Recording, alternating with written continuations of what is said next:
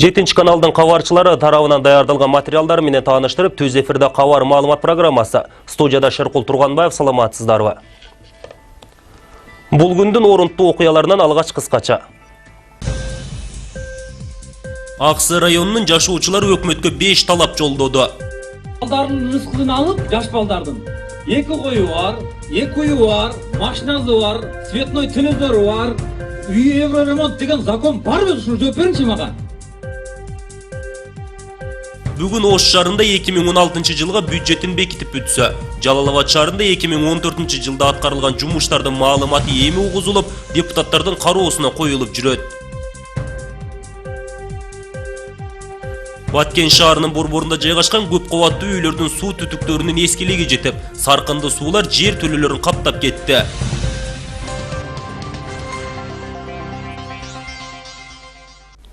Аксы районунун жашоочулары өкмөткө 5 талап жолдоду. Алар тез арада айтылгандар аткарылбаса, нааразылык акциясы дагы уланаарын ачыкташты. Бүгүн Аксынын Каражыгач айылында социалдык төлөмдөрдүн жогорулашына байланыштуу митинг өткөрүлдү. Ага тиешелүү министрликтен атайын өкүлдөр да угууга келишти. Жыйында бир топ эл ичиндеги маселелер талкууга алынды. Жеринен Рамис Каимов сөз кылат. Аксы районунда жогорулатылган төлөмдөргө нааразы болгондор тынчтык митингине чогулушту. Алар буга чейин өкмөткө аны мурунку калыбына келтирүү боюнча кайрылууларын жолдоп келишкен. Ага кошо жашоочулар өкмөт өкүлдөрүн эл алдына келип, талаптарды угууга чакырышкан. Мында социалдык фонд башчысынын жана социалдык өнүгүү министринин орун басарлары келишти. Өкмөт кетсин же бир айыл өкмөт кетсин деп чогулуп аткан жерибиз жок. Ушундай бизде көйгөй бар.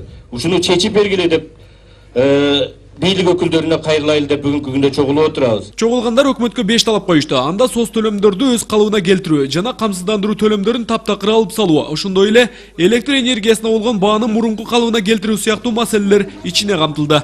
Көпчүлүктү нааразыланткан наристелерге берилүүчү жөлөк пул болду. Анда мал жандыгы, автоунаасы барларга жазылбай калгандыгы сын пикирге кабылды.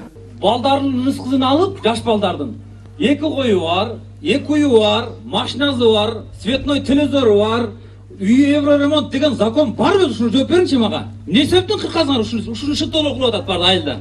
Цветной телевизору бар, евроремонту бар, холодильники бар деген бул канча жылдан бери уже эсепке алынбайт.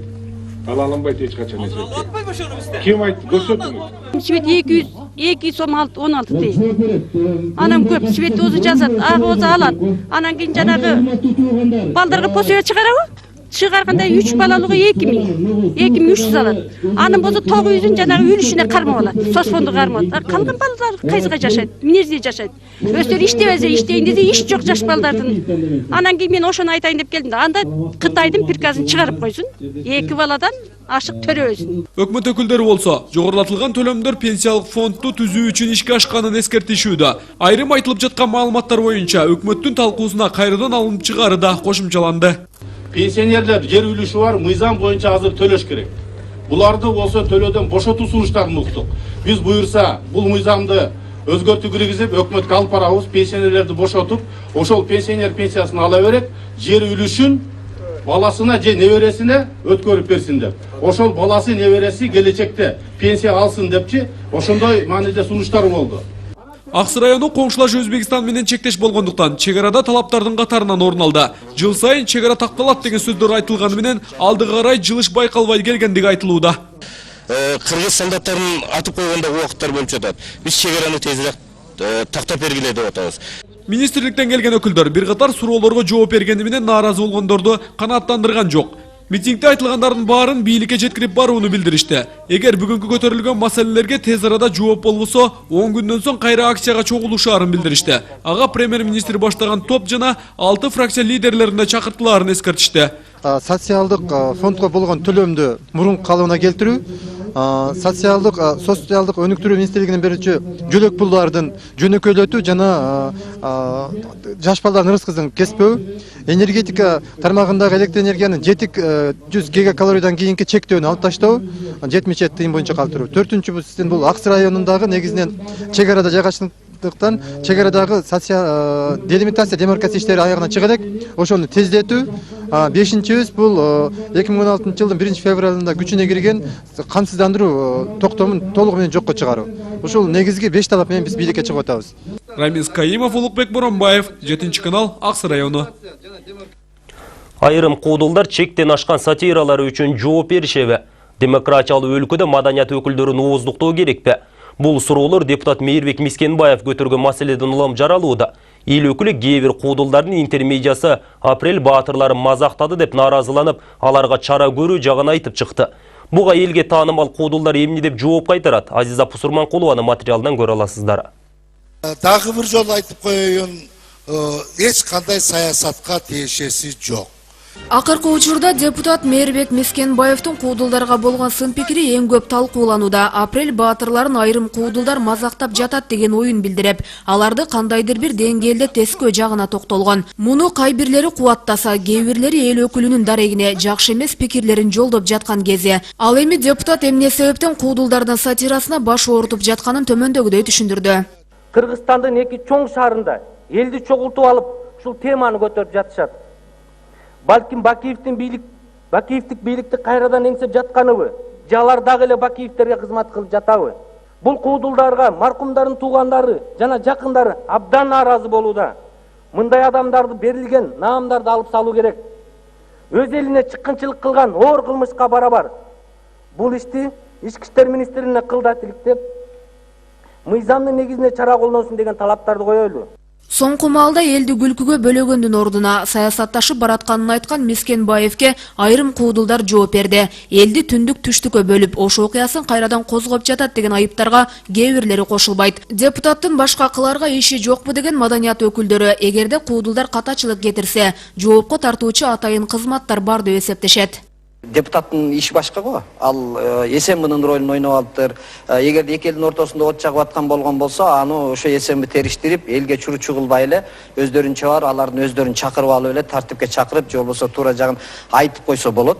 Куудулдар аша чаап баратканын айтып, Мискенбаевдин көтөрүп жаткан маселесине макул болгондор да жок эмес. Сахнада көп жылдан бери сатира ойноп келе жаткан Күмөндөр Абулов куудулдардын кезектеги интермедиясы чектен чыкканын белгиледи. Менин досторум атың чыкпаса жер өрттө болушту. Саясатчы болгон соң пикетчинин номерин сахнада кереги жок. Негизи эле профессионалдык деңгээл мындай болбойт. Кээ бир саясатчылардын үгүттөөсүнө кирип жатышат. Бул сокур кишиге да көрүнүп турбайбы? Каза болгондор алкаш, наркоман экендиги жөнүндө далили барбы? Артист деген элди бөлбөй, тескерисинче үлгү болуш керек. Ал эми Абдылда Иманкулов, кесиптештери Рахман Разыков менен Тынар Курбаналиев ойногон интермедияда чагымчыл аракеттер жок деген оюн айтат. Бу жерде мен чагымчылык эчтеке көргөн жокмун. Таласта болгон, мен жанагы радиодо дагы айттым. Таласта болгон окуяны таласта болду деп айтабыз. Аксыда болгон окуяны аксыда болду, нарында болгон окуяны нарында, ошто болгон ошто, чүйдө болгон чүйдө деп айтабыз. Мисалы, мен деле чуулган башталгандан кийин ар кандай ойдо кеттим дагы атайлап анан записти көрдүм. Булардын аерде андай неме кылып кеткенин, аша чапканын көргөнүм жок. Коомчулуктун көңүлүн бурган жагдай социалдык тармактарда да кызуу талаштын жаралуусун шарттады. Бир нече күндөн бери ММКда бул тууралуу кеп козголуп жатат. Депутат Мискенбаев көтөргөн маселесинин аягына чыгаарын кошумчалоодо. Байкелерим айтып коюн, кандай гана кыйынчылык болбосун, кандай гана сын пикири болбосун, мен бул иштин аягына чыгам. Учурда депутаттын сынына кабылган куудулдар Рахман Разыков, Тынар Курбаналиев чет жерде концерт коюп жүргөндүгү маалымдалууда. Курбаналиев эл өкүлүнүн аракетин жала деп баалап, аны сотко берерин ачыктады. Эч нерсеге түшүнбөгөн, тамаша эмне тууралуу, эмне тууралуу айтылганын түшүнбөгөн депутаттын деңгээлине түшкүм келбейт. Ал жерде бир дагы түндүк түштүк, алкаш, наркоман деген сөз жок экенин ырды уккан, окуган адамдар баары көрүп билип жатышат. Айтылбаган сөз да айтты деп куру жала жаап, элге жаман көргөзгөндүгү үчүн биз аны сотко беребиз. Бүгүнкү күндө бул куудулдардын сатирасы текшерүүгө алынган. Маданият министрлиги тийиштүү органдар карап чыгып, баа бере турганын маалымдоодо. Азиза Пусурманкулова, Улукбек Боронбаев, 7 канал. Чүйдөгү төрөт үйүндө бир эне жана 2 ымыркай каза болду. Окуяны иликтөө үчүн атайын комиссия түзүлдү. Маалыматты 10 февралда ЖМКга саламаттыкты сактоо министрлигинен тастыкташты. Белгилүү болгондой төрөт үйүндө 2 аял көз жарган. Алардын биринин баласы энесинин курсагында эле өлүү экени маалым болуп, дарыгерлер аны төрөтүшкөн. Аялдын жатыны жарылып кетип, кан басымы жогорулап түшпөй койгон. Мындан улам ымыркайдын энеси да жан берген. Ал эми экинчи аял 41 жумалы кош бойлуулук учурунда толгоосу жок болгондуктан төрөтканага келген. Дарыгерлер толгоону чакыруу үчүн атайын кел сүйкөшкөн. Бирок толгоо жок болуп, баланын жүрөгү сокпой калганы аныкталган. Кийин бала энесинин курсагында киндигине 2 жолу урулуп, мындан улам тумчугуп калганы белгилүү болгон. Екінші ымыркайдагы өлүү төрөлүп, анын колу бутунда оролгондун белгиси калган. Ата-энеси сөөктү экспертизага бербей, ооруканадан чыгарып кеткен.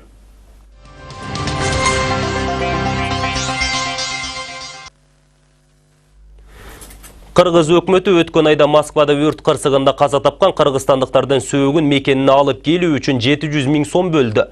Бул тууралуу вице-премьер-министр Гүлмира Кудайбердиева бүгүн өкмөттөгү жумушчу жыйында билдирди. Тышкы иштер министрлигинин маалыматы боюнча кырсыкта көз жумгандардын сөөгүн идентификациялоо иштери аяктады. Каза тапкандар Москвадан Ошко алып келинип, андан ары өздөрүнүн кичи мекени Баткенге жөнөтүлөт. 30 январда Москвадагы тигүү секторунун биринде өрт чыгып 12 адам каза болгон. Алардын 8-и кыргызстандыктары, 2 орус жарандыгын алган этникалык кыргыздар, дагы 2 өзбек жарандары. Москванын тергөө комитети өрт боюнча мүлүктү атайлап жок кылуу деген негизде кылмыш иш ачкан. Бишкектин башкы архитектура кызматкерлеринин кылмыш иши козголду. Улуттук коопсуздук боюнча мамлекеттик комитети Бишкек шаарында мыйзамсыз түрдө көп кабаттуу үй курууга уруксат берген деген негизде башкы архитектуранын жооптуу кызматкерлеринин кылмыш ишин козгоду. УКМКдан кабарлашканда 2011-жылы Разаков көчөсүндө курулган 12 кабаттуу үйдүн документтери жең ичинен бүтүрүлгөнү аныкталды. Соңку жылдары баш калаада курулуш көбөйүп, жаңы конуштарда жана шаардын чоң ортосунда уруксаты жок бала бакча, бейтапкана салуунчу жерге курулган имараттар тамдар арбын экенин адистер белгилеп жүрүшөт. Жалалабадта менчикке өтүп кеткен майыптар үйү кайтарылды. Жалалабадтагы Дүлөйлөр жана Азиздер коомунун жеке менчикке өтүп кеткен көп кабаттуу үйдүн батири кайра аталган уюмга кайтарылды. Облустук прокуратура бул боюнча териштирүү жүргүзүп, үйдү коомго кайтарганын башкы көзөмөл органы кабарлады. 2012-жылы Ош жана Жалалабадты калыбына келтирүү дирекциясы Дүлөйлөр жана Азиздер коому үчүн Жалалабад шаарындагы Көк Арт кичи районуна 40 батирлүү үй курган. Бирок ал үйдөгү батир жемкорлук иштерден улам ал кездеги вице-мэрдин менчигине өтүп кеткен. Ош шаардык мэриясынын 2016-жылга бюджети 1 миллиард 34 миллион сом болду. Бүгүн Ош шаардык кеңешинин депутаттары калаанын иш планын угуп, бюджетин бекитип берди. Ага ылайык кала бийлиги бул жылкы казынасында социалдык тармакты өнүктүрүүгө жумшайт. Шаардык тазалык, Ош свет жана көрктөндүрүү ишканаларына жылдагыдан да көбүрөөк каражат бөлүндү. Бул аралыкта билим берүү башкармасына да өзгөчө көңүл бурулмакчы. Кененирээк кабарчыбыз токтолот. Бүгүн Ош шаардык кеңешинин 3-чү чакырылышынын депутаттары кезектеги акыркы сессиясына чогулушту. Күн тартибинде 19 маселе каралып, анын негизгиси болуп 2016-жылдын бюджетин бекитүү, кала казынасын шаардагы мекеме ишканаларга бөлүп берүү. Шаар жетекчилигинин белгилөөсүндө бул жылкы кала казынасы да социалдык тармакка жумшалмакчы. Эми негизинен 2016-жылга негизги чыгымдарыбыз кайсы жака кетет? Социально ориентированный деп орусча айтканда социалдык багыттагы бюджет болуп кабыл алынып атат. Өзүңүздөр билесиздер, негизги ушул билим берүүгө, бала бакчаларды ошондой эле саламаттык сактоого, маданиятты колдоого, спорт тармагын колдоого негизги акча каражаттары ушул 40%га чейинки бюджетибиз ушул тармакка кетип атат. Ош шаарына мекеме ишканаларга каражаттар төмөнкүдөй тартипте бөлүштүрүлдү. Ош шаардык мэриясынын аппаратынын чыгымдарына 13,5 миллион сом бөлүнүп, өткөн жылга салыштырмалуу 1,7 миллион сомго көбөйдү. Ош шаардык муниципалдык транспорт башкармалыгына 17 миллион сом бөлүндү. Ош тазалык муниципалдык ишканасына 35,2 миллион сом бөлүнүп, өткөн жылга салыштырмалуу 11,6 миллион сомго көбөйдү. Көрктөндүрүү жана жашылдандыруу комбинатына 79,2 миллион сом каралып, 2015-жылга салыштырмалуу 11,9 миллион сомго көбөйгөн. Орто мектептердин тамак ашына 68 миллион сом бөлүнүп, жылуулук чыгымдарына 77,5 миллион сом бөлүнгөн. Ош шаардык спорт комитетине 22 миллион сом бөлүндү. Ага кошумча Алай футболдук командасына 18,5 миллион сом бөлүндү. Жогорудагы ишканалардын баарына жылдагыдан көп каражат бөлүндү. Эми аны сарамжал иштетүү жагы каралышы керек. Бирок бул жылы да кала бийлиги шаардын казынасын кеңейтүү жагына көңүл кошуп мамиледе. Мекеме ишканалардын дээрлик баары шаар бюджетин короткону менен аны толтуруучулар аз. Көп чет өлкөлүк шаарлардын мисалында ошол шаардын өзүнүн ишканаларын түзгөнгө пайда алып келүүчү коммерциялык ишканаларын, муниципалдык ишканаларды түзгөнгө аракеттер болуш керек. Ошолор келечекте шаар менен салыгы менен эле бөлүшпөй, өзүнүн пайдасын дагы шаардын бюджетине түшүрүп турмакта. Ош шаардык транспорт башкармалыгына быйыл жаңы техникалар келмекчи. Троллейбустар жаңыланып, бул ишкананын материалдык техникалык базасы чыңдаларын айтышууда. 23 троллейбус Кудай буйрса шу март-апрель айларында келіп қалады, тендер өтті.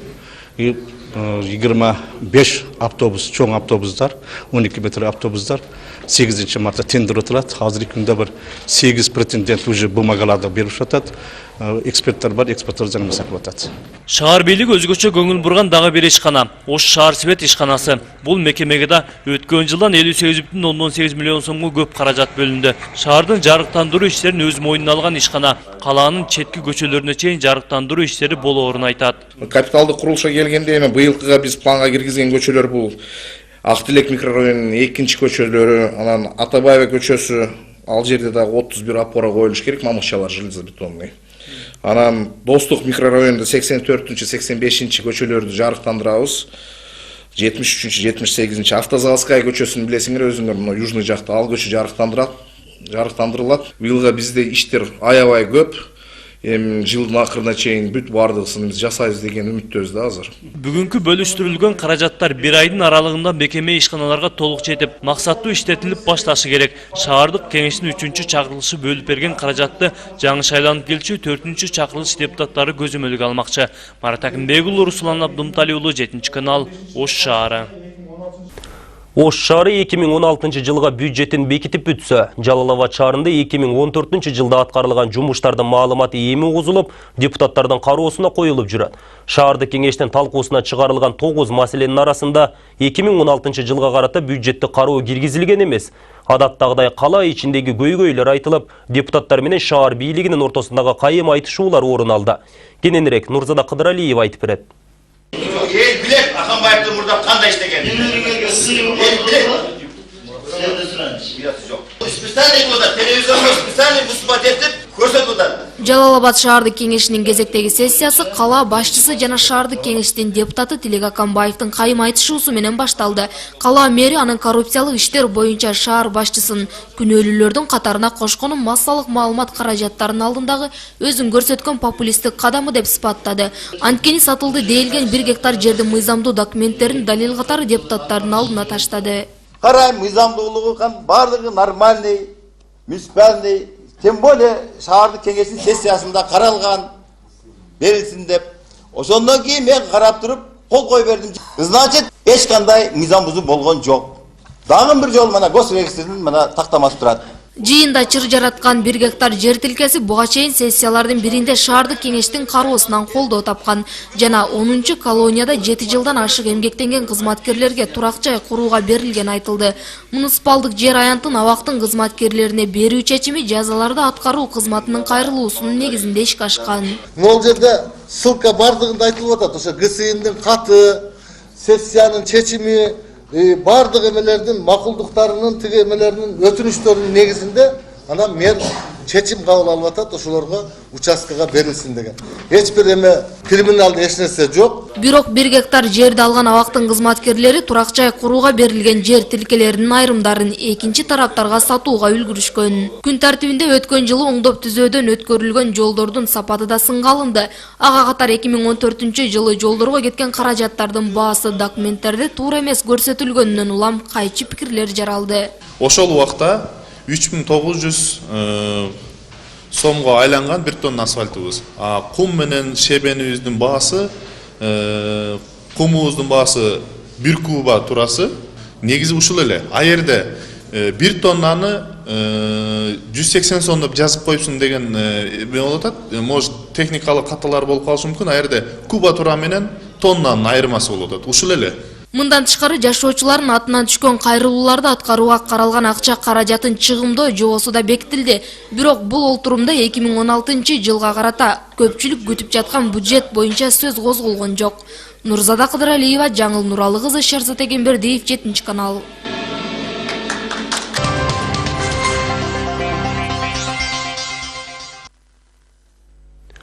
Баткен облусундагы Лейлек районунун акими болуп Баймурат Бекмуратов шайланды. Акимчиликтен кабарлашкандай бүгүнкү шайлоого жергиликтүү кеңештердеги 213 депутат катышып, алардын 123-ü Бекмуратовдун талапкерлигин колдошту. Дагы бир талапкер Жамалдин Ишанкуловго 90 добуш берилген. Алгач районду башкаруу ниетин 3 талапкер билдирген. Кийин бирөө арызын кайтарып алган. Жаңы шайланган аким Баймурат Бекмуратов буга чейин Лейлек районунун Сумбула айыл өкмөтүнүн башчысы болуп турган. 2011-жылдан бери районду башкарган Тилеберди Арипов өткөн жылдын соңунда өз арызы менен кызматтан бошогон. Баткен районундагы Карабулак айылынын жашоочулары жергиликтүү бийлик айылдыктардын көйгөйүнө көңүл кош мамиле жасалып жаткандыгын айтып, атайын жыйын өткөрүштү.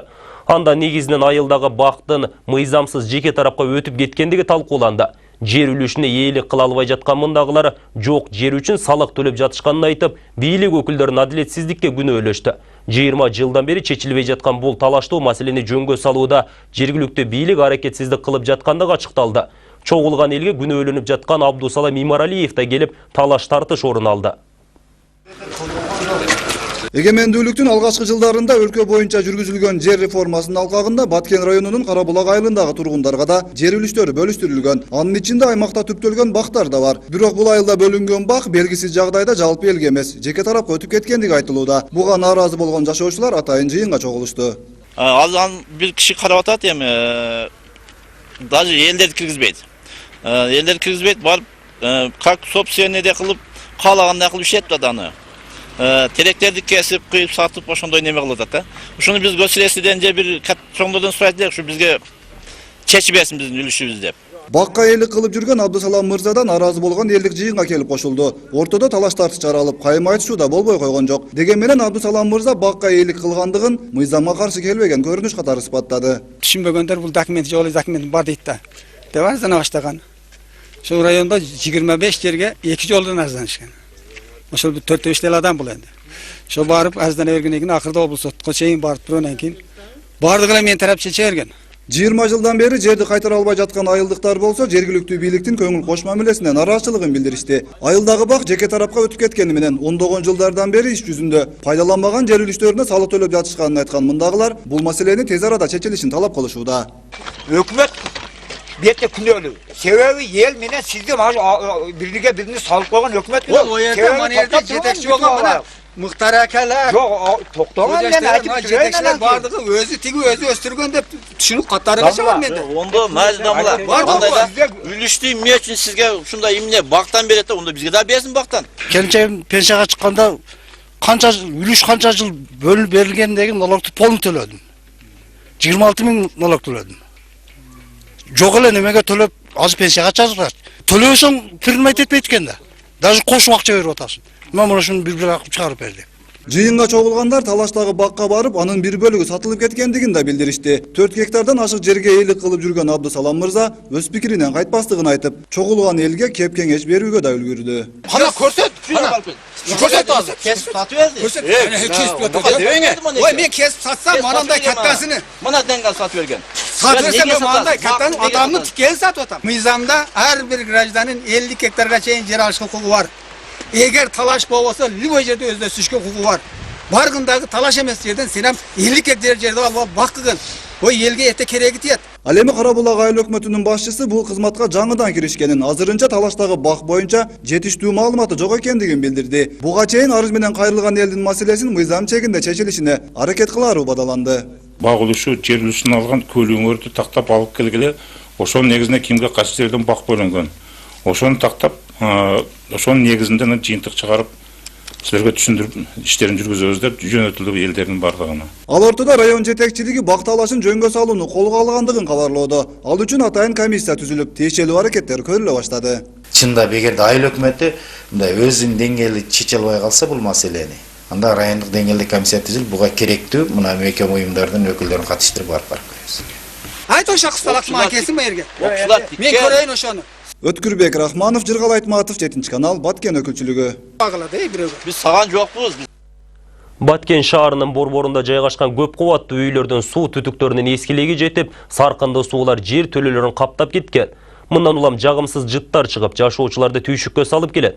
Көп кубаттуу үйлөр кондоминиумга карагандыктан ар бир үй ээси акча чогултуп, суу түтүктөрүн оңдоого тийиш. Бирок буга ижарада турган жашоочулар кайчы пикирлерин билдиришүүдө. Кененирээк кийинки материалда. 1978 жылы курулган бул көп кабаттуу үйлөр күн өткөн сайын жашоочуларды түйшүккө салып келет. Буга чейин бир да жолу оңдоодон өтпөгөн канализациясы жарактан чыгып, үйлөрдүн жертөлөлөрүн ажатканга айланткан. Мындан чыккан жагымсыз жыттар жашоочуларды гана эмес, үйдүн жанынан өтүп бара жаткан жолоочунун да көңүлүн бурбай койбойт. Канализацияны мына не только биздин жашообузга, ушу кечээ күндүздө бүт балдар мына мектептен келет, мына шу жолдон өткөн Баткен элиндегилер бардыгы айтат, бет же ажатканабы, же жашаган үйү деп. Бу жытымада өзүңөр көрүп турасың, көчөгө чыгып атат. Эми бул көйгөйлөр ушул жерде жашаган үй ээлери тарабынан чечилиш керек экен. Кондоминиум башчысы Орынгүл Үмметованын айтымында, мындай маселелерди буга чейин да акча жыйып оңдоп жүрүшкөн.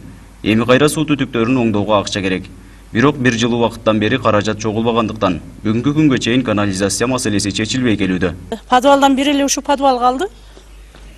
Да бир подвал калды эле, уже алар акча жыйып атышат.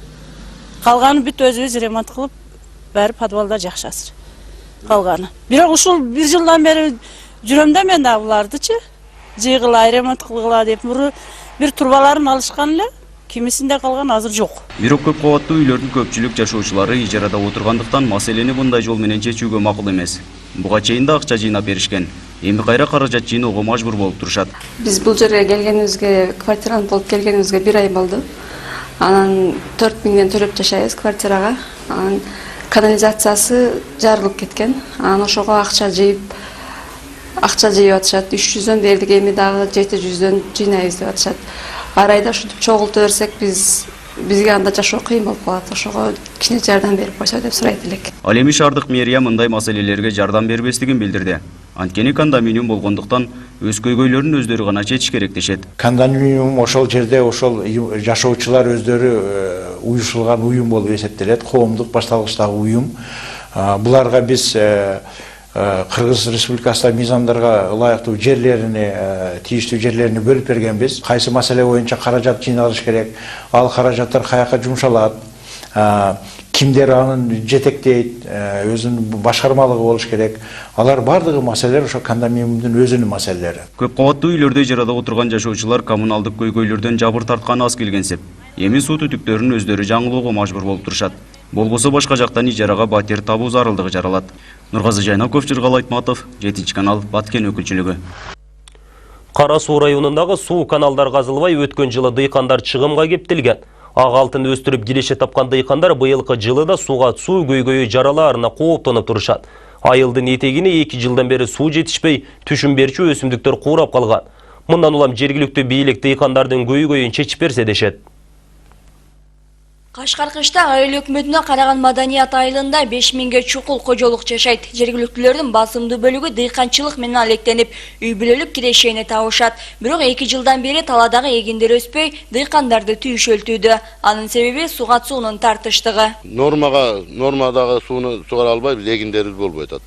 Мурда план болчу эле, план эмес, азыр налогко ылайыктагы акча чыкпай калып атат кээде. Былтыр мисалы үчүн мен өзүм каражатымды эсептесем, иретте 20 миң, 25 миң каражат кылдым.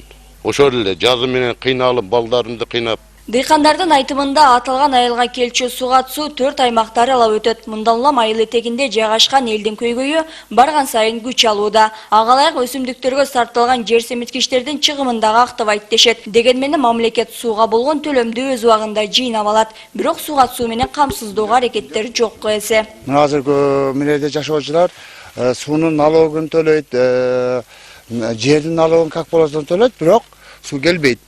Дыйканчылык башталгандан кийин айыл эли сууга суу талашып, кырчылдашкан күндөр аргын болот экен. Сууга суу өтчү каналдар тазаланбай, ичи камышка толуп калган. Аны жергиликтүүлөр казып тазалоого аракет кылганы менен чоң техникада болбосо иш арбыбайт дешет. Канал толуп бүткөн. Каналда башынан 2 куб суу байлай турган болсоң, акырына жетип келбейт ушу суу. Быйылкы кыштын аба ырайы мындагы дыйкандарды ойго салып келүүдө. Анткени кургакчылык болуп өткөн жылдын кейпин кийип калуудан кооптонуп турушат. Ал эми райондук суу чарба башкармалыгы жаз айында суга суу боюнча маселе жаралбасына ишендирүүдө. Быйыл 2016-га биз пландаштырдык, 2 километр жерин чаап беребиз. Мындан акча чыгар жер. Именно ошол хвостовой частьти кар кеткенден баштап аракет кылабыз.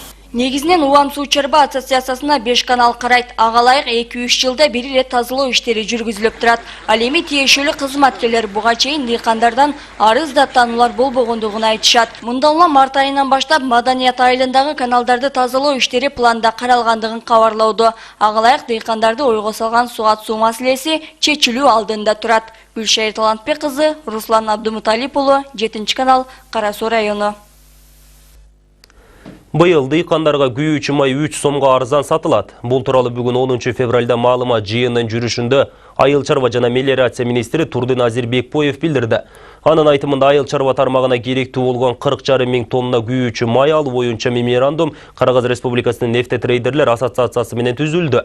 Түзүлгөн келишимге ылайык 2015 жылга караганда быйыл дыйкандарга күйүүчү май 3 сомго чейин арзан баада сатылат.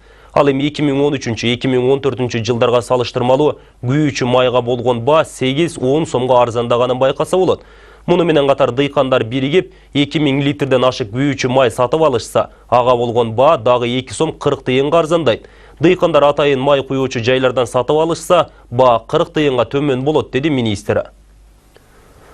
Мына ушундай маалыматтар топтому 10 февралдагы чыгарылышты жыйынтыктайт. Түз эфирде Шеркул Турганбаев болду. Мен сиздер менен коштошом. 7 каналдын көрсөтүүлөрүн сайтка саякат программасы улантат. Саламатта туруңуздар. Элдер киргизбейт, барып как собственный кылып, каалагандай кылып иштетет аны. Теректерди кесип, кыйып, сатып, ошондой неме кылып атат. Ушуну биз государстводон же бир чоңдордон сурайт элек, ушу бизге чечип берсин биздин үлүшүбүз деп. Бакка элик кылып жүргөн Абдусалам мырзадан наразы болгон элдик жыйынга келип кошулду. Ортодо талаш тартыш жаралып, кайым айтышуу да болбой койгон жок. Деген менен Абдусалам мырза бакка элик кылгандыгын мыйзамга каршы келбеген көрүнүш катары испаттады. Түшүнбөгөндөр бул документ жолу документ бар дейт да. Деп арзана баштаган. Ошол районда 25 жерге 2 жолдон арзанышкан. Ошол 4-5 ел адам бул энди. Ошо барып арзана бергенден кийин акырда облус сотко чейин барып тургандан кийин бардыгы эле мен тарап чече берген. 20 жылдан бери жерди кайтара албай жаткан айылдыктар болсо жергиликтүү бийликтин көңүл кош мамилесине нараазычылыгын билдиришти. Айылдагы бак жеке тарапка өтүп кеткени менен ондогон жылдардан бери иш жүзүндө пайдаланбаган жер үлүштөрүнө салык төлөп жатышканын айткан мындагылар бул маселени тез арада чечилишин талап кылышууда. Өкмөт бетте күнөөлүү. Себеби эл менен сизди бирине салып койгон өкмөт. Ол оерде манерде жетекчи болгон мына Мыктар акалар. Жок, токтогон мен айтып жетекчилер бардыгы өзү тиги өзү өстүргөн деп түшүнүп каттарыга чыгам менде. Ондо маждамлар. Андайда үлүштү эмне үчүн сизге ушундай эмне бактан берет да, ондо бизге да берсин бактан. Келинчегим пенсияга чыкканда канча үлүш канча жыл бөлүп берилгендеги налогду полный төлөдүм. 26 миң налог төлөдүм. Жок эле немеге төлөп азыр пенсияга чыгат. Төлөбөсөң кирмейт этпейт экен да. Даже кошуп акча берип атасың. Мен ушуну бир акып чыгарып берди. Жыйынга чогулгандар талаштагы бакка барып, анын бир бөлүгү сатылып кеткендигин да билдиришти. 4 гектардан ашык жерге эйлик кылып жүргөн Абдусалам мырза өз пикиринен кайтпастыгын айтып, чогулган элге кеп кеңеш берүүгө да үлгүрдү. Кана көрсөт, көрсөт азыр. Кесип сатып берди. Көрсөт. Ой, мен кесип сатсам, манандай каттасыны. Мына деңгал сатып берген. Сатып берсем, мен мындай каттаны адамны тикеле сатып атам. Мыйзамда ар бир гражданин 50 гектарга чейин жер алыш укугу бар. Эгер талаш болбосо, любой жерде өзүнө сүзгө укугу бар.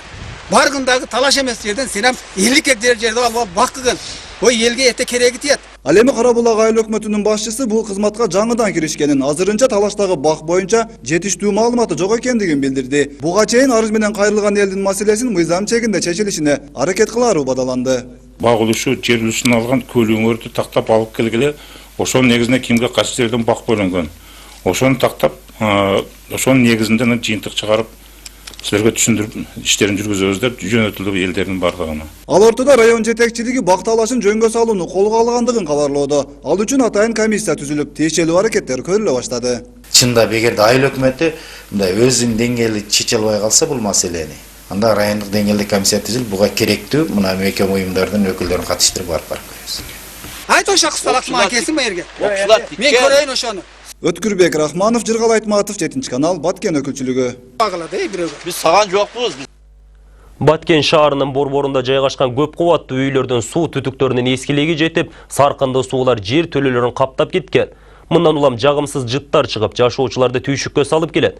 Көп кубаттуу үйлөр кондоминиумга карагандыктан ар бир үй ээси акча чогултуп, суу түтүктөрүн оңдоого тийиш. Бирок буга ижарада турган жашоочулар кайчы пикирлерин билдиришүүдө. Кененирээк кийинки материалда. 1978 жылы курулган бул көп кабаттуу үйлөр күн өткөн сайын жашоочуларды түйшүккө салып келет. Буга чейин бир да жолу оңдоодон өтпөгөн канализациясы жарактан чыгып, үйлөрдүн жертөлөлөрүн ажатканага айланткан. Мындан чыккан жагымсыз жыттар жашоочуларды гана эмес, үйдүн жанынан өтүп бара жаткан жолоочунун да көңүлүн бурбай койбойт. Канализация мына не только биздин жашообузга, ушу кечээ күндүздө бүт балдар мына мектептен келет, мына шу жолдон өткөн баткен элдегилер бардыгы айтат бет же ажатканабы же жашаган үйү деп. Бу жытымада өзүңөр көрүп турасың, көчөгө чыгып атат. Эми бул көйгөйлөр ушул жерде жашаган үй ээлери тарабынан чечилиш керек экен. Кондоминиум башчысы Орынгүл Үмметованын айтымында, мындай маселелерди буга чейин да акча жыйып оңдоп жүрүшкөн. Эми кайра суу түтүктөрүн оңдоого акча керек. Бирок бир жыл убакыттан бери каражат чогулбагандыктан бүгүнкү күнгө чейин канализация маселеси чечилбей келүүдө. Подвалдан бир эле ушу подвал калды. Да бир подвал калды эле, уже алар акча жыйып атышат. Калганы бүт өзүбүз ремонт кылып, баары подвалда жакшасыр. Калганы. Бирок ушул бир жылдан бери жүрөм да мен да булардычы жыйгыла, ремонт кылгыла деп бир турбаларын алышкан эле.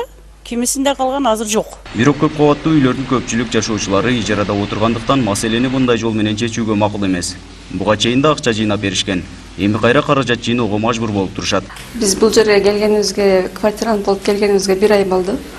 Анан 4 миңден төлөп жашайбыз квартирага. Анан канализациясы жарылып кеткен. Анан ошого акча жыйып атышат. 300дөн бердик, эми дагы 700дөн жыйнайбыз деп атышат. 73-78 Автозаводская көчөсүн билесиңер өзүңөр, мына южный жакта ал көчө жарыктандырылат. Быйылга бизде иштер аябай көп. Эми жылдын акырына чейин бүт бардыгысын биз жасайбыз деген үмүттөбүз да азыр. Бүгүнкү бөлүштүрүлгөн каражаттар 1 айдын аралыгында мекеме ишканаларга толук жетип, максаттуу иштетилип башташы керек. Шаардык кеңештин 3-чакырылышы бөлүп берген каражатты жаңы шайланып келчү 4-чакырылыш депутаттары көзөмөлгө алмакчы.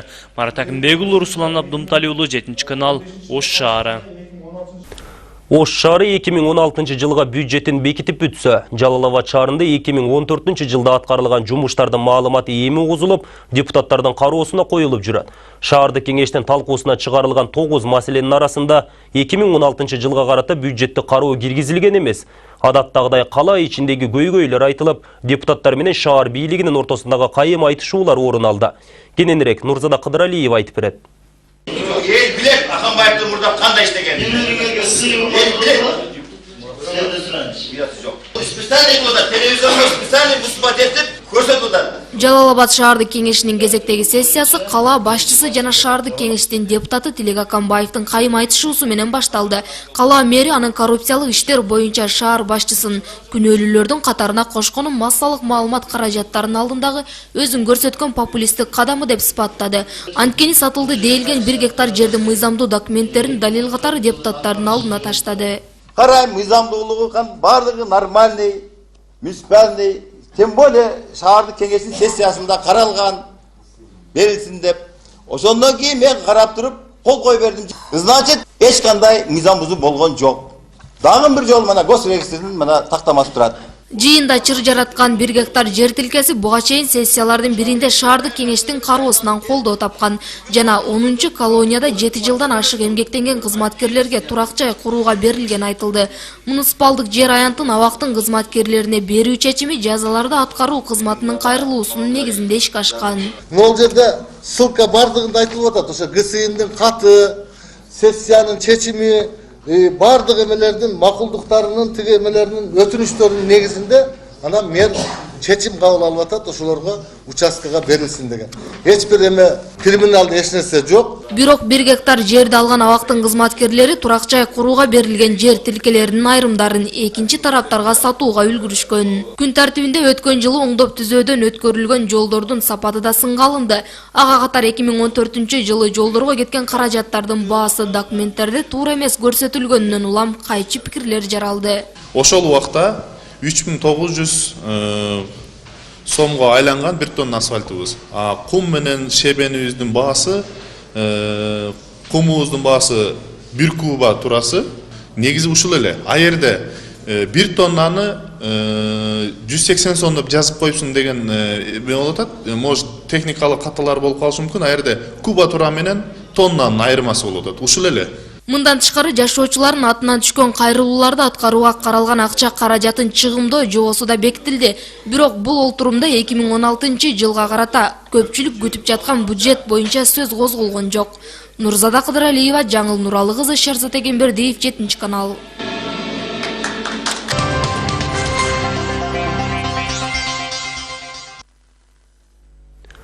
Баткен облусындагы Лейлек районунун акими болуп Баймурат Бекмуратов шайланды.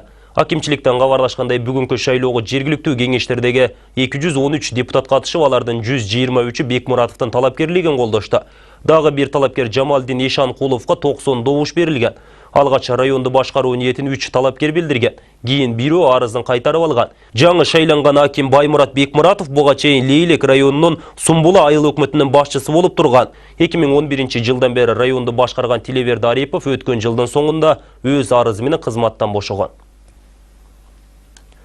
Баткен районундагы Карабулак айылынын жашоочулары жергиликтүү бийлик айылдыктардын көйгөйүнө көңүл кош мамиле жасалып жаткандыгын айтып, атайын жыйын өткөрүштү. Анда негизинен айылдагы бактын мыйзамсыз жеке тарапка өтүп кеткендиги талкууланды. Жер үлүшүнө ээлик кыла албай жаткан мындагылар жок жер үчүн салык төлөп жатышканын айтып, бийлик өкүлдөрүн адилетсиздикке күнөөлөштү. 20 жылдан бери чечилбей жаткан бул талаштуу маселени жөнгө салууда жергиликтүү бийлик аракетсиздик кылып жаткандыгы ачыкталды. Чогулган элге күнөөлөнүп жаткан Абдусалам Имаралиев да келип талаш тартыш орун алды. Эгемендүүлүктүн алгачкы жылдарында өлкө боюнча жүргүзүлгөн жер реформасынын алкагында Баткен районунун Карабулак айылындагы тургундарга да жер үлүштөрү бөлүштүрүлгөн. Анын ичинде аймакта түптөлгөн бактар да бар. Бирок бул айылда бөлүнгөн бак белгисиз жагдайда жалпы элге эмес, жеке тарапка өтүп кеткендиги айтылууда. Буга нааразы болгон жашоочулар атайын жыйынга чогулушту. Азан бир киши карап атат эми даже элдерди киргизбейт. Бүгүн идентификациялоо иштери аяктады. Каза тапкандар Москвадан Ошко алып келинип, андан ары өздөрүнүн кичи мекени Баткенге жөнөтүлөт. 30 январда Москвадагы тигүү секторунун биринде өрт чыгып 12 адам каза болгон. Алардын 8-и кыргызстандыктар, 2-өө орус жарандыгын алган этникалык кыргыздар, дагы 2-өө өзбек жарандары. Москванын тергөө комитети өрт боюнча мүлүктү атайлап жок кылуу деген негизде кылмыш иш ачкан.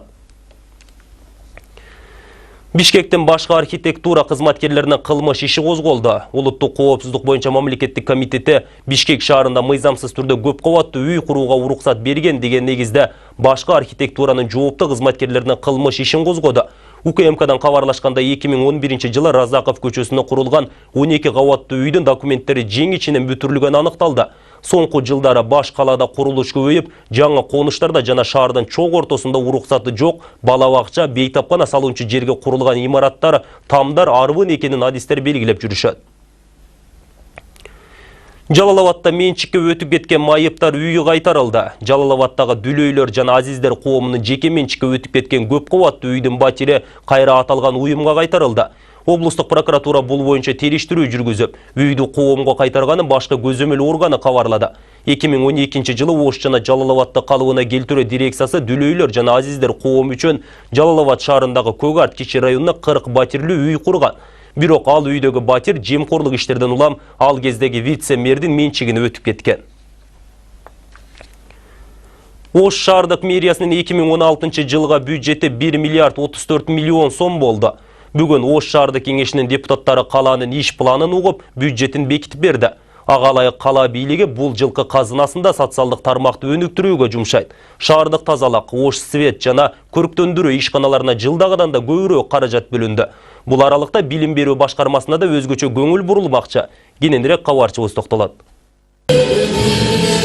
Бүгүн Ош шаардык кеңешинин 3-чакырылышынын депутаттары кезектеги акыркы сессиясына чогулушту. Күн тартибинде 19 маселе каралып, анын негизгиси болуп 2016-жылдын бюджетин бекитүү, кала казынасын шаардагы мекеме ишканаларга бөлүп берүү. Шаар жетекчилигинин белгилөөсүндө бул жылкы кала казынасы да социалдык тармакка жумшалмакчы. Эми негизинен 2016-жылга негизги чыгымдарыбыз кайсы жака кетет? Социально ориентировочный деп орусча айтканда социалдык багыттагы бюджет болуп кабыл алынып атат. Өзүңүздөр билесиздер, негизги ушул билим берүүгө, бала бакчаларды ошондой эле саламаттык сактоого, маданиятты колдоого, спорт тармагын колдоого негизги акча каражаттары ушул 40%га чейинки бюджетибиз ушул тармакка кетип атат. Ош шаарына мекеме ишканаларга каражаттар төмөнкүдөй тартипте бөлүштүрүлдү. Ош шаардык мэриясынын аппаратынын чыгымдарына 13,5 миллион сом бөлүнүп, өткөн жылга салыштырмалуу 1,17 миллион сомго көбөйдү. Ош шаардык муниципалдык транспорт башкармалыгына 17 миллион сом бөлүндү. Ош тазалык муниципалдык ишканасына 35,12 миллион сом бөлүнүп, өткөн жылга салыштырмалуу 11,16 миллион сомго көбөйдү. Көрктөндүрүү жана жашылдандыруу комбинатына 79,12 миллион сом каралып, 2015 жылга салыштырмалуу 11,9 миллион сомго көбөйгөн. Орто мектептердин тамак ашына 68 миллион сом бөлүнүп, жылуулук чыгымдарына 77,5 миллион сом бөлүнгөн. Ош шаардык спорт комитетине 22 миллион сом бөлүндү. Ага кошумча Алай футболдук командасына 18,5 миллион сом бөлүндү. Жогорудагы ишканалардын баарына жылдагыдан көп каражат бөлүндү. Эми аны сарамжал иштетүү жагы каралышы керек. Бирок бул жылы да кала бийлиги шаардын казынасын кеңейтүү жагына көңүл кошмо мамиледе. Мекеме ишканалардын дээрлик баары шаар бюджетин короткону менен аны толтуруучулар аз. Көп чет өлкөлүк шаарлардын мисалында ошол шаардын өзүнүн ишканаларын түзгөнгө пайда алып келүүчү коммерциялык ишканаларын, муниципалдык ишканаларды түзгөнгө аракеттер болуш керек. Ошолор келечекте шаар менен салыгы менен эле бөлүшпөй, өзүнүн пайдасын дагы шаардын бюджетине түшүрүп турмакта. Ош шаардык транспорт башкармалыгына быйыл жаңы техникалар келмекчи. Троллейбустар жаңыланып, бул ишкананын материалдык техникалык базасы чыңдаларын айтышууда. 23 троллейбус Кудай буйрса шу март-апрель айларында келип калат, тендер өттү. 25 автобус, чоң автобустар, 12 метр автобустар 8 мартта тендер өтүлат. Азыркы күндө бир 8 претендент уже бумагаларды берип жатат. Эксперттер бар, эксперттер жаңы сакып атат. Шаар бийлиги өзгөчө көңүл бурган дагы бир ишкана, Ош шаар свет ишканасы. Бул мекемеге да өткөн жылдан 58,18 миллион сомго көп каражат бөлүндү. Шаардын жарыктандыруу иштерин өз мойнуна алган ишкана калаанын четки көчөлөрүнө чейин жарыктандыруу иштери болоорун айтат. Капиталдык курулушка келгенде эми быйылкыга биз планга киргизген көчөлөр бул Актилек микрорайонунун 2-көчөлөрү, анан Атабаева көчөсү, ал жерде дагы 31 опора коюлуш керек, мамыкчалар железобетонный. Анан Достук микрорайонунда 84-85 көчөлөрдү жарыктандырабыз. Жаралууда. Эл өкүлү кээ бир куудулдардын интермедиясы апрель баатырлары мазактады деп наразыланып, аларга чара көрүү жагын айтып чыкты. Буга элге таанымал куудулдар эмне деп жооп кайтарат? Азиза Пусурманкулованын материалынан көрө аласыздар. Дагы бир жолу айтып коеюн, эч кандай саясатка тиешеси жок. Акыркы учурда депутат Мээрбек Мескенбаевдин куудулдарга болгон сын пикири эң көп талкууланууда. Апрель баатырларын айрым куудулдар мазактап жатат деген оюн билдирип, аларды кандайдыр бир деңгээлде тескөө жагына токтолгон. Муну кай бирлери кубаттаса, кээ бирлери эл өкүлүнүн дарегине жакшы эмес пикирлерин жолдоп жаткан кези. Ал эми депутат эмне себептен куудулдардын сатирасына баш оорутуп жатканын төмөндөгүдөй түшүндүрдү. Кыргызстандын эки чоң шаарында элди чогултуп алып, ушул теманы көтөрүп жатышат. Балким Бакиевдик бийликти кайрадан эңсеп жатканыбы, же алар дагы эле Бакиевтерге кызмат кылып жатабы? Бул куудулдарга маркумдардын туугандары жана жакындары абдан нааразы болууда. Мындай адамдарды берилген наамдарды алып салуу керек. Өз элине чыккынчылык кылган оор кылмышка барабар. Бул ишти Ички иштер министрине кылдат иликтеп, мыйзамдын негизинде чара колдонсун деген талаптарды коелу. Соңку маалда элди күлкүгө бөлөгөндүн ордуна саясатташып баратканын айткан Мескенбаевке айрым куудулдар жооп берди. Элди түндүк түштүккө бөлүп, Ош окуясын кайрадан козгоп жатат деген айыптарга кээ бирлери кошулбайт. Депутаттын башка кыларга иши жокпу деген маданият өкүлдөрү эгерде куудулдар катачылык кетирсе, жоопко тартуучу атайын кызматтар бар деп эсептешет. Депутаттын иши башка го. Ал СМБнын ролун ойноп алыптыр. Эгерде эки элдин ортосунда от жагып аткан болгон болсо, аны ошо СМБ териштирип, элге чуручу кылбай эле өздөрүн чыгарып, алардын өздөрүн чакырып алып эле тартипке чакырып, же болбосо туура жагын айтып койсо болот. Куудулдар аша чаап баратканын айтып, Мескенбаевдин көтөрүп жаткан маселесине макул болгондор да жок эмес. Сахнада көп жылдан бери сатира ойноп келе жаткан Күмөндөр Абулов куудулдардын кезектеги интермедиясы чектен чыкканын белгиледи. Менин досторум атың чыкпаса жер өрттө болушту. Саясатчы болгон соң пикетчинин номерин сахнада кереги жок. Негизи эле профессионалдык деңгээл мындай болбойт. Кээ бир саясатчылардын үгүттөөсүнө кирип жатышат. Бул сокур кишиге да көрүнүп турбайбы? Каза болгондор алкаш, наркоман экендиги жөнүндө далили барбы? Артист деген элди бөлбөй, тескерисинче үлгү болуш керек. Ал эми Абдулда Иманкулов, кесиптештери Рахман Разыков менен Тынар Курбаналиев ойногон интермедияда чагымчыл аракеттер жок деген оюн айтат. Бу жерде мен чагымчылык эчтеке көргөн жокмун. таласта болгон, мен жанагы радиода дагы айттым, таласта болгон окуяны таласта болду деп айтабыз. Аксыда болгон окуяны аксыда болду, нарында болгон окуяны нарында, ошто болгон ошто, чүйдө болгон чүйдө деп айтабыз. Мисалы, мен деле чуулган башталгандан кийин ар кандай ойдо кеттим дагы атайлап анан записти көрдүм. Булардын аерде андай неме кылып кеткенин, аша чапканын көргөнүм жок. Коомчулуктун көңүлүн бурган жагдай социалдык тармактарда да кызуу талаштын жаралуусун шарттады. Бир нече күндөн бери ММКда бул тууралуу кеп козголуп жатат. Депутат Мескенбаев көтөргөн маселесинин аягына чыгаарын кошумчалоодо. Байкелерим айтып коюн, кандай гана кыйынчылык болбосун, кандай гана сын пикири болбосун, мен бул иштин аягына чыгам. Учурда депутаттын сынына кабылган Куудулдар Рахман Разыков, Тынар Курбаналиев чет жерде концерт коюп жүргөндүгү маалымдалууда. Курбаналиев эл өкүлүнүн аракетин жала деп баалап, аны сотко берерин ачыктады. Эч нерсеге түшүнбөгөн, тамаша эмне тууралуу, эмне тууралуу айтылганын түшүнбөгөн депутаттын деңгээлине түшкүм келбейт. Ал жерде бир дагы түндүк, алкаш, наркоман деген сөз жок экенин ырды уккан, окуган адамдар баары көрүп билип жатышат. Айтылбаган сөздү айтты деп куру жала жаап, элге жаман көргөзгөндүгү үчүн биз аны сотко беребиз. Бүгүнкү күндө бул куудулдардын сатирасы текшерүүгө алынган. Маданият министрлиги тийиштүү органдар карап чыгып, баа бере турганын маалымдоодо. Азиза Пусурманкулова, Улукбек Боронбаев, 7-канал. Чүйдөгү төрөт үйүндө бир эне жана 2 ымыркай каза болду. Окуяны иликтөө үчүн атайын комиссия түзүлдү. Маалыматты 10 февралда ЖМКга саламаттыкты сактоо министрлигинен тастыкташты. Белгилүү болгондой төрөт үйүндө 2 аял көз жарган. Алардын биринин баласы энесинин курсагында эле өлүү экени маалым болуп, дарыгерлер аны төрөтүшкөн. Аялдын жатыны жарылып кетип, кан басымы жогорулап түшпөй койгон. Мындан улам ымыркайдын энеси да жан берген. Ал эми экинчи аял 41 жумалы кош бойлуулук учурунда толгоосу жок болгондуктан төрөтканага келген. Дарыгерлер толгоону чакыруу үчүн атайын кел сүйкөшкөн. Бирок толгоо жок болуп, баланын жүрөгү сокпой калганы аныкталган. Кийин бала энесинин курсагында киндигине 2 жолу урулуп, мындан улам тумчугуп калганы белгилүү болгон. Экинчи ымыркайдагы өлүү төрөлүп, анын колу бутунда орулгондун белгиси калган. Ата энеси сөөктү экспертизага бербей, ооруканадан чыгарып кеткен.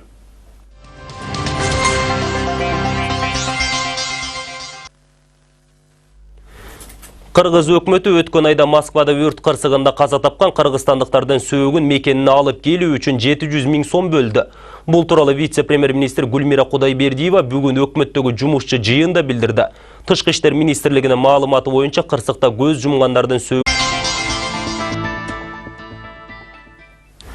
7-каналдын кабарчылары тарабынан даярдалган материалдар менен тааныштырып, Түз эфирде кабар маалымат программасы. Студияда Шеркул Турганбаев, саламатсыздарбы?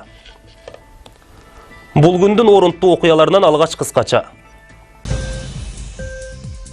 Аксы районунун жашоочулары өкмөткө 5 талап жолдоду.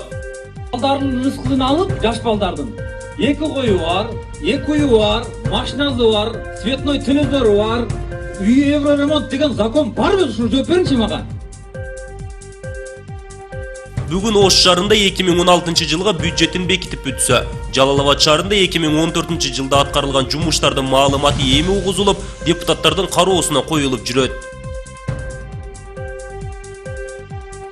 Баткен шаарынын борборунда жайгашкан көп кабаттуу үйлөрдүн суу түтүктөрүнүн эскилиги жетип, саркынды суулар жер төлөлөрүн каптап кетти.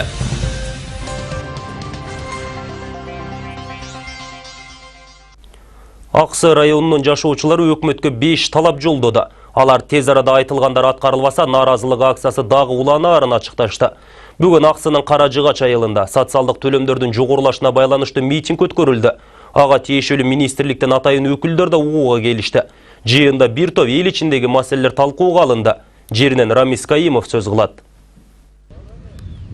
Аксы районунда жогорулатылган төлөмдөргө нааразы болгондор тынчтык митингине чогулушту. Алар буга чейин өкмөткө аны мурунку калыбына келтирүү боюнча кайрылууларын жолдоп келишкен. Ага кошо жашоочулар өкмөт өкүлдөрүн эл алдына келип, талаптарды угууга чакырышкан. Мында социалдык фонд башчысынын жана социалдык өнүгүү министринин орун басарлары келишти. Өкмөт кетсин же бир айыл өкмөт кетсин деп чогулуп аткан жерибиз жок. Ушундай бизде көйгөй бар.